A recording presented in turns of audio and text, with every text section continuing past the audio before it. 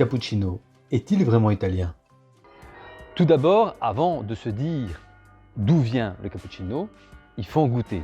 Et ça, on y va tout de suite.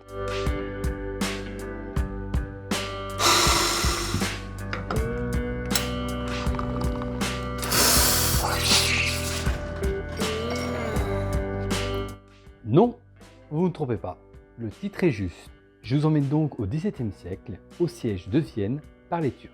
Nous sommes donc en 1683 où l'armée ottomane assiège la ville de Vienne. Par la suite, une fois que le siège fut levé, vous attendez à quoi? Les Turcs laissèrent Polonais et Autrichiens piller leurs camps abandonnés et s'emparèrent donc d'un très riche butin. Vraiment riche. Et là, vous allez me dire, mais c'est quoi le rapport avec les Turcs, Autrichiens, Polonais et le cappuccino? Attends, je t'explique. Durant ce pillage, en plus d'objets et de bijoux qui aujourd'hui font la fierté des musées en Autriche, ils trouvèrent certains produits alimentaires et notamment des sacs de café.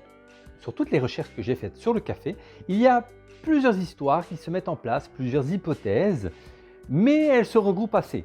Selon certains, ce serait l'histoire d'un moine capucin qui aurait pendant le siège observé les Turcs extraire une boisson de ces grains de café. Face à l'amertume de cette boisson, il aurait rajouté du lait ou de la crème qui aujourd'hui serait l'ancêtre du cappuccino ou du café viennois.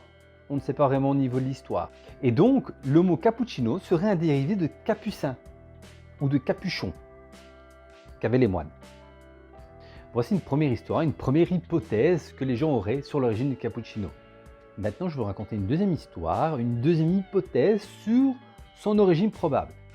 Ici, ce serait l'histoire d'un Polonais qui aurait appris, durant son esclavage chez les Turcs, à préparer le café. Après le siège, il aurait ouvert un établissement où il aurait préparé le café additionné de crème. Comme vous en doutez, la boisson était bien différente à celle qu'on a aujourd'hui, vu qu'à l'époque, elle était additionnée de crème, de sucre et de jaune d'œuf, ce qui est totalement différent du cappuccino d'aujourd'hui. Maintenant, le nom. Pourquoi cappuccino? Eh bien, apparemment, l'établissement serait installé pas très loin d'un couvent de capucins. Il l'aurait donc appelé Kapuziner. Les Italiens situés juste en dessous de l'Autriche ont repris le mot Kapuziner pour le transformer en cappuccino.